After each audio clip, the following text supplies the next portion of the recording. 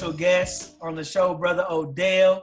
I met this guy through a mutual mentor of ours, Brother Vince Harris. And Brother Odell, we share some of the same contacts in Greensboro. And just happy to finally catch up with you, man. You're always on the road. I always see you doing great things in the community, brother. Just finally happy to catch up with you and chop it up with you, man. Say what's up to the people out there and kind of give us a brief introduction of what you got going on here in the next few months. Appreciate that, man. Glad we got to catch up. Sorry we couldn't do it sooner, but hope everybody's doing well. I'm just Odell Bizzell from Greensboro, North Carolina. Been here pretty much my whole life for the most part. Went to NC State in Raleigh. Graduated 2007. Worked for the Sheriff's Department actually for a few years, and before I started, my speaking business. Been professionally speaking since 2008, and my primary clientele is colleges, universities, and government programs. I've done some work with the military as well, but pretty much anybody that needs some inspiration, some empowerment. I go pretty much anywhere. I call myself an inspirational mercenary. I like that. That's good, man. That's definitely something we have in common. I definitely want to encourage you, man, to keep on going, man. You keep me inspired, and I myself is looking to build my name up on that speaking platform, such as yourself. Right now, I'm just doing high schools and middle schools, and I look to get on that college level as well, and maybe some even corporate. I know some of my biggest people I follow, and you probably know, Eric Thomas and those guys, and Grant Cardone and those guys who speak all over. And so I'm pretty sure that we have that in common as well. Brother Odell, I want to jump right into it, man. I know your last video you put on YouTube was funny. It had some relevant to it, and then all of a sudden this weekend in Charlottesville, it was like almost like you was a prophet, man. And so definitely, man, speak about the YouTube video real quick. And for our listeners who haven't seen it, I definitely will post that link under this. And so you guys can go back and look at it. At most, it's entertaining, and then it's thought-provoking as well. So, you call yourself a comedian as well.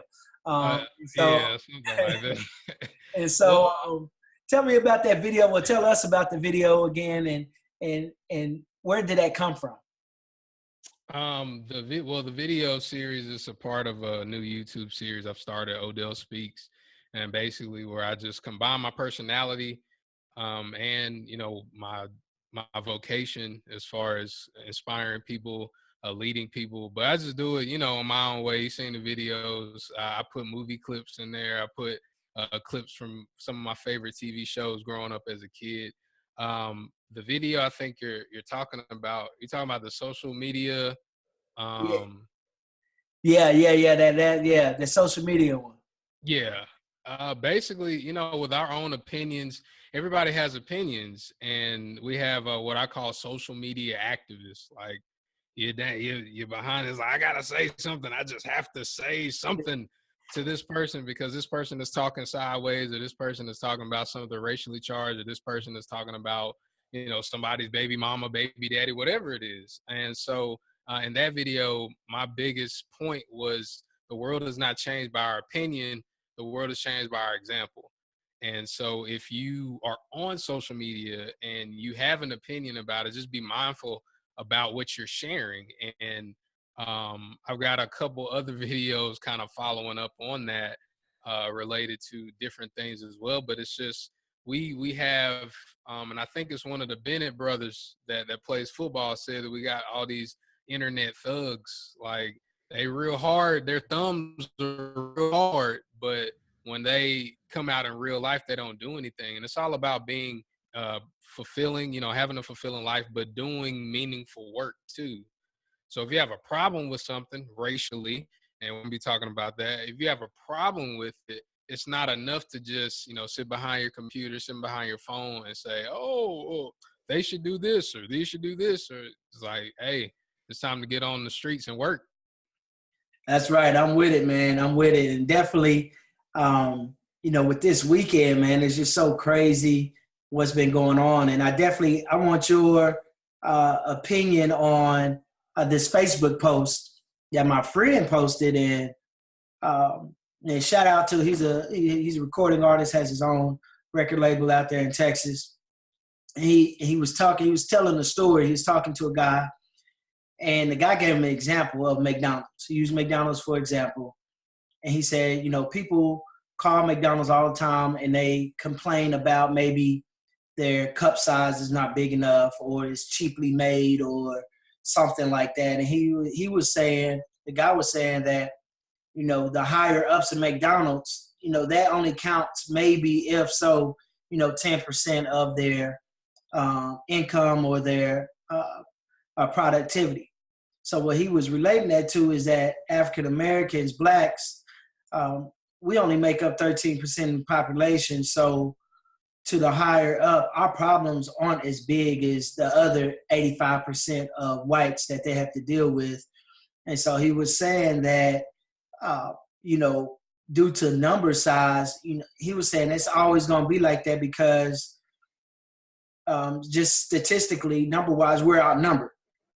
And, it was factual. I mean, the statistics that he was sharing were factual, how blacks are outnumbered in the United States.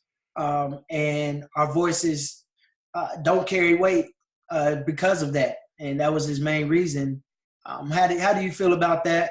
And do you feel the same way? Or, I mean, do you think that even though we just represent a small portion of the United States, that, our problems will one day become to the forefront? And this is only because of the color of our skin. So, Right. So how do you feel about that? Well, he's right, factually, as far as, how we make up the population. I think where our culture stands, Black culture, Black buying power as a whole, we have a whole lot of power. It's just not unified. So that's kind of the difference in it. It's like what we spend money on, we spend money basically to consume as a whole, generally speaking, versus, doing things to move our community forward. So I think he's right on that front. And, I'm one of those people that truly believe that at this point in the game, like where society is, we have to focus on growing inward and outward. So like, you and your wife, your family, you grow and make that blossom. And then as you blossom out, people can see the works of your garden, and you can reach out as you grow. I think a lot of times we try to do too much. Like we try to overcome hundreds and hundreds of years of oppression and hundreds of years of perception being fixed on our community as a certain way. We want to do that in our time. And one of my good friends, he said this, and we was actually playing ball. You know how sometimes people say deep stuff out of nowhere. Right. He was just saying this, and he said the enemy is patient. He said the enemy is patient, and we've got to learn to be patient. But that's another issue that a lot of people have, but especially in the Black community, we're not patient. So if we don't see it in our 20s, in our 30s, then it's like, oh, it's not going to happen. To whereas we have to grow our children, grow our nieces, our nephews, grow in and then come out. And then we can start attacking all the problems and all the issues going on. Yeah, and I definitely agree with that, what you said about growing inward and outward. I know I'm a big supporter of, what was going on in Tulsa, Oklahoma with Black Wall Street and how they were able to grow that area. And also they had in Raleigh and Durham, I believe, they had another Black Wall Street. In Durham, yeah. But I think we really have to get back to that and keep the dollars circulating in our own community first, like you said, and then we could attack some larger problems. But just speak on, I made a post on Facebook. I couldn't sleep last night. My heart was very heavy about what was going on in Charlottesville. I have a son, not even 2 yet, and the fear of raising him in this world, the challenges that that the world is going to bring for him. Basically because, I know he's going to get a better life than most, than the average.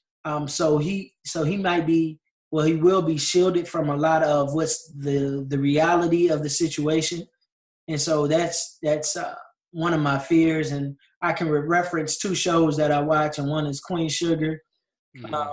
And my man got pulled over. He never got pulled over before, never really thought of racism before, because his father was an athlete star, so he went to the best schools and things like that. And reality struck with some things in the family. And then another show, Power, is a good example with my man Tyreek,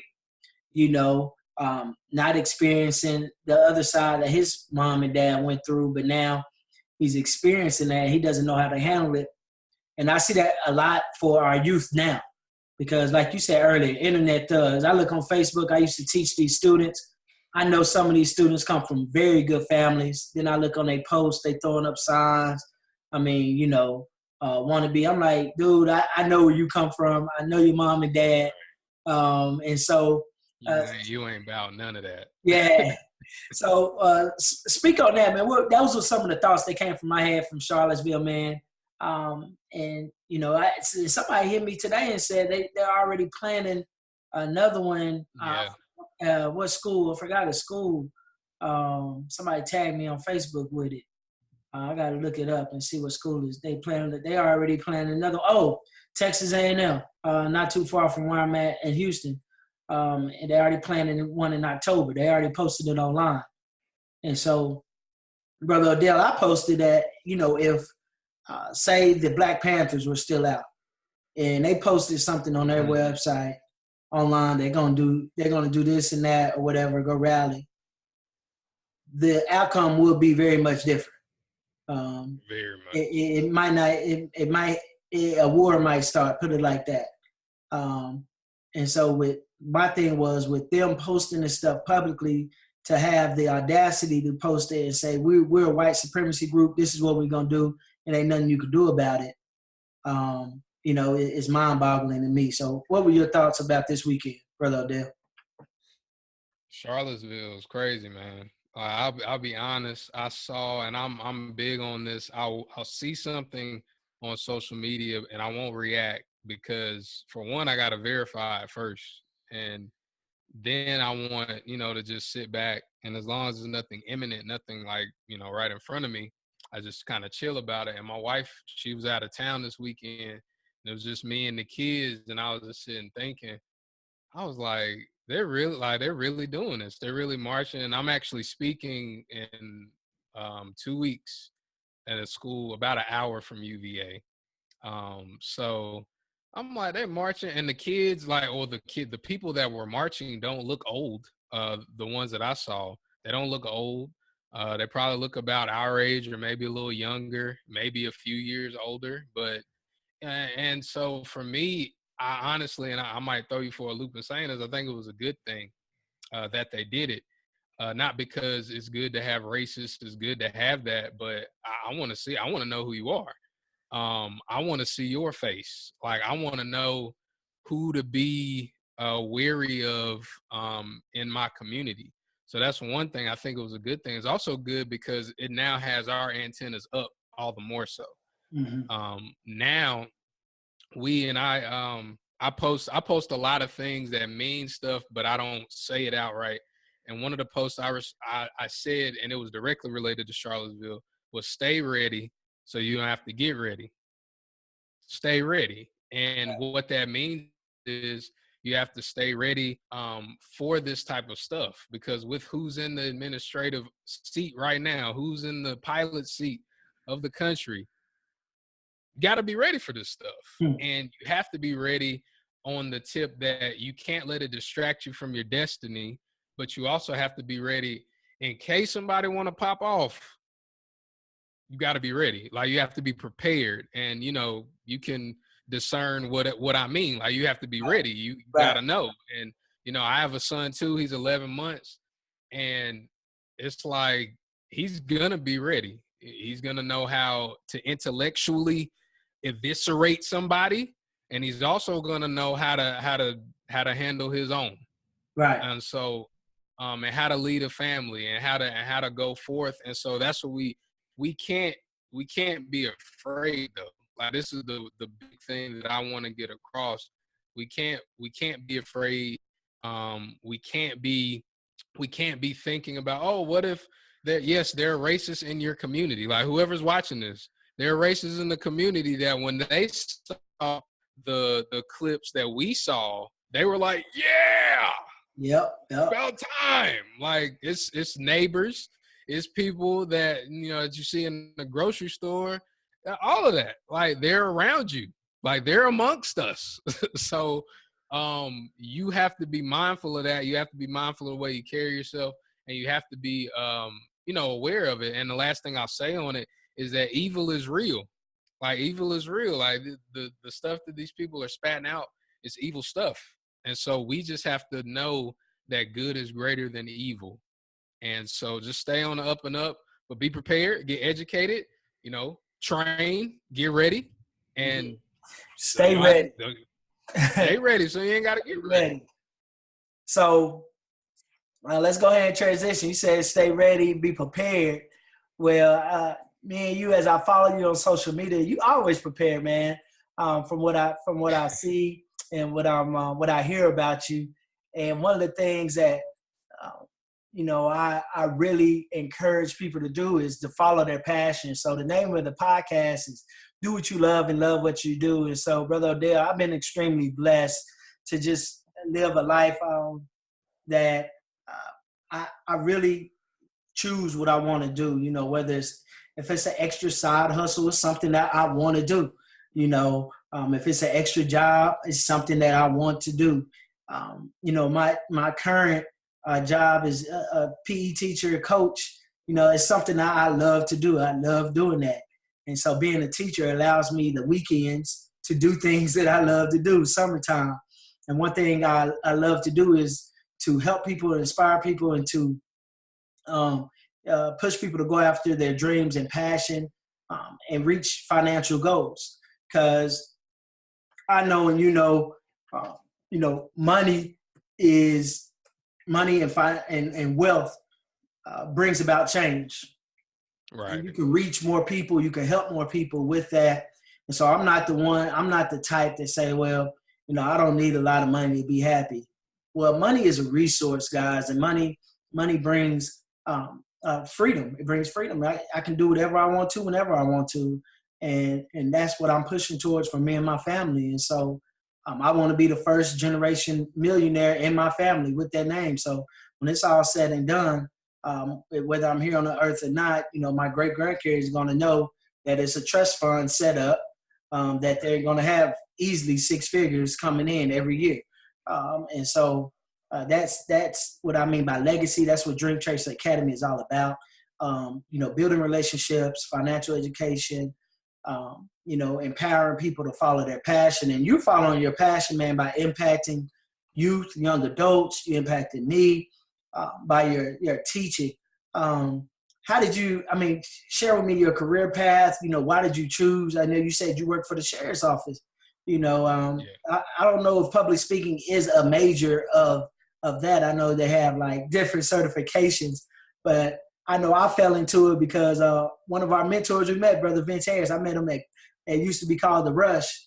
And we just developed a relationship. I said, man, this guy's powerful. And how did you fall into it, man? And how did you just kind of just switch career paths, sort of?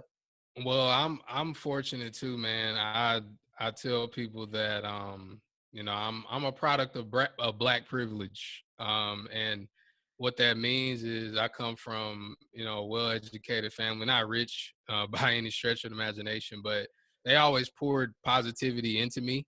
I didn't have the ideal situation growing up, but it's like education was an afterthought. It's like it's not about if you're going to go to schools, what school you're going to go to, and how you're going to get there for free was what I was taught. And so in thinking that was already established in my mindset early on, I was like, okay, just like you just said, how am I going to get this money? Like, how am I going to be wealthy? How am I going to be rich? Because I see everybody in the family is educated, but we ain't got no money. Right. So Yeah. it's like, Yeah. how do we move to the next step? So in high school, me and my best friend Smith, high school, me and my best friend, we started selling candy, just trying to make some money to, get some J's, get some extra shoes. And, we started making a lot of money. Like, we made about $75,000 before we graduated.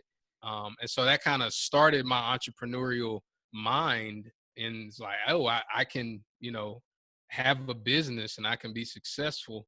But I didn't learn the keep the money part. Like, I learned how to get the money, Right. but I didn't learn how to keep it. And so in college, that kind of started, I guess, a little of a downfall. I went to NC State, full ride scholarship, academic scholarship, but I didn't take full advantage of it. So I found myself graduating 2007, around when the economy, started going way down. And I had to get a job. I was getting married. I had to get a job doing. I go work at the sheriff's department because I didn't have a record. Like, basically, if you don't have a record, you can read and write, you can drive, you can work at the sheriff's department.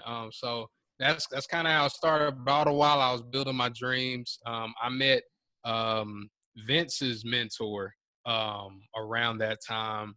And it was a very simple conversation because he had these books up at a meeting he was giving. And I said, oh, you wrote that book? And he said, yeah. He said, that book paid for my house. And I'm like, how to do that? And so I started asking him questions. I said, man, I'd like to write a book. I've always wanted to write a book. And he said, can you use Microsoft Word? And I said, yes, sir. He said, you can write a book then. And it was like a Jedi mind trick. It was like, you can write a book. I was like, I can't write a book. I can't. And so I wrote a book. I went to this conference, and some students from Louisiana, they got a hold of the book. They called me up and said, hey, would you come speak at our school? And so that was kind of like the first time it was like, okay, I can speak without being famous, without being rich, without being like really super successful. And they paid me like $3,000 to do that. And it was at that point I was like, if I was like, I think I can figure this thing out. So that was in 2008. And of course, I did a lot of speeches for free, little bit of money, no money. But once I started getting, kind of the hang of the industry, and the message got better and my craft got better, I had that, that moment where it was like, I can either stay at this job and grind it out, or I can, take a leap of faith. Saved up some money, talked to my wife about it, and took that leap. And, now I'm here, man. And it's a blessing to be able to do what it is that I do, but it's also a blessing because now I know that like you can do the thing that you set out to do. Your listeners, they can do it. It's because I'm not, and everybody successful used to say this, and I'm like, man, whatever. I'm not smarter than anybody. I'm not smarter. Right. I'm not better looking. Right. I'm not, I'm not special. I'm not 6'8", 260 pounds, LeBron James. You know what I'm saying? Like, I'm not that guy, but I'm making a really good living for my family, and we have a really high ceiling. Right. And yeah, speaking of your book, man, I'm working on mine, man. I think the discipline for me is writing every day. And then new ideas. I got like 3 books I started, but I can't. Is one I really want to put out. Then a new idea pops up to me. And I know, man, I sleep with a notepad by the bed. I put notes in my phone. But definitely I need that encouragement, man, to get that book out, to have that thing to, really put a staple behind what we're trying to do here at Dreamchaser Academy. And your book, man, and just the title jumps out, Refuse to Lose. did you play sport? I mean, does that come from a sports background or, competitive, your competitiveness? You just refuse to lose. That just speaks hard because that's how I live my life. Like I refuse to lose. Like in everything I do, I want to be the best husband, the best father. I want to have developed the best relationship with God. I just, I want to be the best in every area of my life. Working on that health part, Odell. I gotta get back to the gym. But that's my that's my Achilles heel. But once I stopped playing ball competitively, I started going in. So trying to get that back. And it's not, brother, I'll be honest with you. It's not, I don't drink sodas. I don't drink Kool-Aid. My thing is I just love good food, brother. And I get out and work out and do push-ups, but I just love to eat that good food, man. But so I refuse. I'm addicted. I'm addicted to food as well. Man.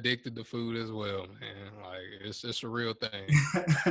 So tell us about Refuse to Lose, man. And they mentioned some of your other books, but I know Refuse to Lose is your latest one. Yeah, so Refuse to Lose, sports background, big sports background. You could probably survey 100 young Black males in any community, and I would say 90 plus are going to tell you that they wanted to play sports at some point in their life professionally. So me, I always wanted to hoop. I always wanted to play ball. I was pretty good, pretty decent. When the Smith-Dudley rivalry was at its apex, in the early 2000s, I was a part of those games. And when they had to move them to UNCG and the Coliseum and stuff like that, I was part of those games. So I always wanted to play basketball. I was decent. I tell everybody now, looking back, I was like above average. Like, okay. I thought back then I was the man. Yeah. But I was better. I was better than most. And like even now, like, if I play pickup now, you have to respect me. Oh, okay. So it's like that. It's like that. Yeah, you got to respect me. I'm not going, if we go into 10, I might take over every 4 games. But so I was decent, but sports really, it laid that background for me, that competitive nature, wanting to be the best. And, it kind of came at its the highest in 2009. I worked at NC State for the women's basketball team. Coach K. Yao was there when I was there. And she passed away in 2009. And her funeral was like the dopest event I've ever been to. And it's weird to say because it was a funeral, but she eulogized herself. So nobody spoke. They put a video up. Coach Yao was eulogizing herself. And she made a statement that just resonated with me. She said that, cancer may have gotten my life, but it didn't take my fight. And you have to refuse to lose. She was like, everybody watching this, I'm good now, but now it's your time to fight. Like maybe it's not cancer that you're supposed to be fighting. Maybe it's another incurable disease. Maybe it's poverty in your family. Maybe it's your faith. Whatever it is, you got to refuse to lose. You got to refuse to lose. And so that was, for me, a moment where I was like, yo, like no matter what, I've got to refuse to lose. Like I can't lose. If I lose, then I got to take the lesson from it so I can win next time. So the book is all about that, where I outline, 6 steps on you're building your game plan for refusing to lose, where I talk about inspiration, motivation, purpose, action, courage, and transformation. So that's what the book is about. Man, that's awesome. I will have a link under this YouTube video. You guys can go to Amazon and support Brother Odell. I know I'm going to grab my copy as well as some other books that he written. So excited about diving into that. Right now, I know I'm reading Dr. Dennis Kimbro's book again, The Wealth Choice. It's my second go around on that book. Tying that in with Jeff Olson, The Slight Edge. I love that book. Yeah, Brother Odell, DCA, man, we big on personal development, big on reading. Me and my wife laugh all the time. We barely turn on the TV. Especially having that little one when he gets home. from school and daycare, spend time with him. But other than that, I'm reading and writing, and she's doing her thing, doing her wifely and motherly duties. So our TV time is on demand late at night, and then we fall asleep most of the time on that. So we barely get through any shows. And so I'm real big on reading, man. So real quick, man, what are some of your top books that you've read recently? Oh man, it's a great time to ask that because I've been on a reading binge as of late. One of my new favorite authors is a guy named Jeff Goins. I Right just there. Yeah, Jeff Goins, and he's man, I love his writing style. And the two books that I read last month of his was The Art of Work, Mm-hmm. The Art of Work, and the other book was Real Artists Don't Starve. And so both of those books are incredible, where he just talks about how, basically the art of work. How do you find your passion? What does it look like? Working hard versus working smart. Once you find your passion, and he talks about the jagged road of success and destiny and what that looks like. And then Real Artists Don't Starve, he talks about basically how if you're an artist, an entrepreneur, whatever it is, you don't have to starve. And it's a misconception that, if you're a singer, if you're a creative, if you're a poet, like, oh, I've got to be starving for my work because nobody eats. And he really debunks that myth. And so it's those two books, great books as far as like tangible things of what to do, like what actually to do. Another book I read is called Relentless by Tim Grover, who was the trainer to Jordan, D-Wade, Kobe, tons of other athletes. Relentless, that book is just straight up like, if you want to be successful and if you say you want to be successful and you don't succeed, then you whack. Like that's basically that's basically what that's that Mamba mentality, man. Like, yo, I'm trying to tell you. You see it in him. You see that Mamba mentality in that book. It's like after that, you like, okay, I gotta do it. And he tells great stories about Kobe, great stories about Jordan and Wade too. So it's a great book though. Those three books right now, those are the most recent reads that I've had. Man, it's crazy you brought that up because I was on my Kobe binge for a minute, just studying what he was doing. Like, and his workouts were crazy. The way other athletes were talking about him, like this dude didn't stop. And they talk about Jordan had that same attitude, towards their work ethic. And as we look at some of these business mongols like Damon John, The Power of Broke is a good book. Like these guys don't stop. Like, there's no such thing as a ceiling or, how to say the sky's the limit. There's no limit. There's no limit. Just keep going. And I think that's what we have to keep doing and to empower individuals to do. Brother Odell, as we wrap up the show, man, definitely want to hit on, talk about your morning routine as an entrepreneur. I love that. I always love to find out morning routines from entrepreneurs, whether you're an early person, late person, or both. And then talk about that family and balance piece. Yeah, my routine is bad. I'm gonna be straight up, man. Like I am, and I say it's bad because of inconsistency. So I told you we have an 11-month-old son, and he started sleeping probably about 4 or 5 months through the night. But before that, he would be up all times of the night.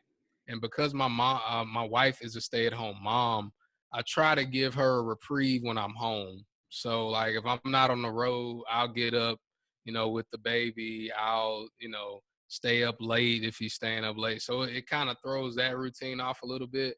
I don't like to get up early, but that's why I do it because, you and your wife only have one, right? Right now? Yeah. So he just started sleeping through the night. He'll wake up like once and then try to get in the bed with us. But it's getting better.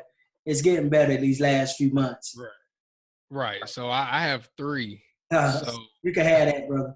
yeah, we got 3 right now. So it's never quiet in my house when they're awake. So I got to get up early to make sure I can get my day started.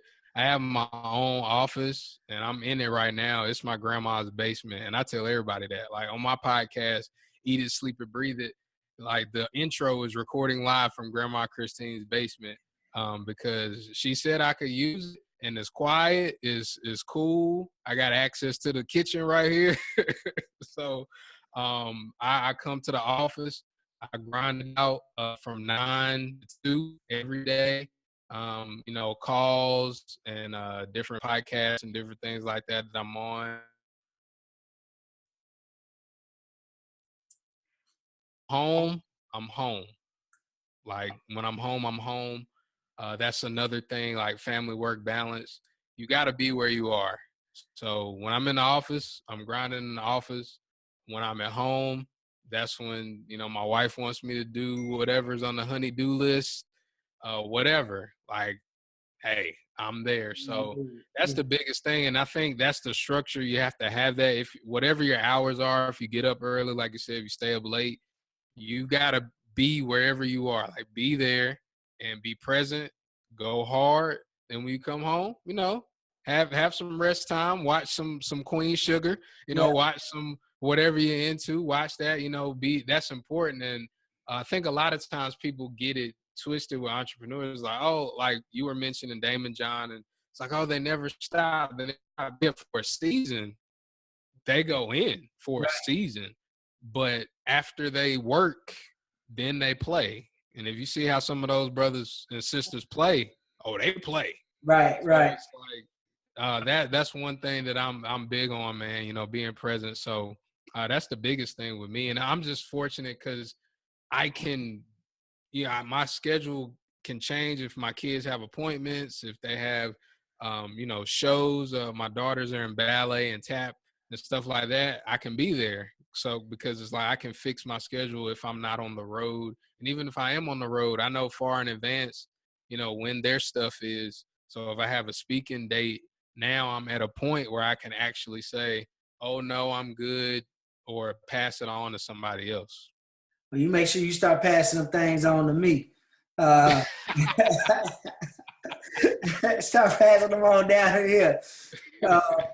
But yeah, man, I think that's what drives me to be an entrepreneur, man, to have that freedom to, when my son has different things, like, it's not if I can make it, it's what time do I need to be there. Right. Deal. And so my friends, they always laugh at me and my wife because when we travel, we take them with us. And I told my wife, he better get used to it. That's how it's going to be. I think we calculated at the age of 2, he's already been on a plane like 4 or 5 times. Been on the beach a couple of times. And so he's traveled a lot with us. All right, so Brother Odell, we're going to end the show with this game, right? So you only could give me 1-word answers. Okay. All right, you ready? Yes, sir. All right. Food. Chicken. All right. All right. Movie. Friday. All right. Athlete. LeBron. All right. Book.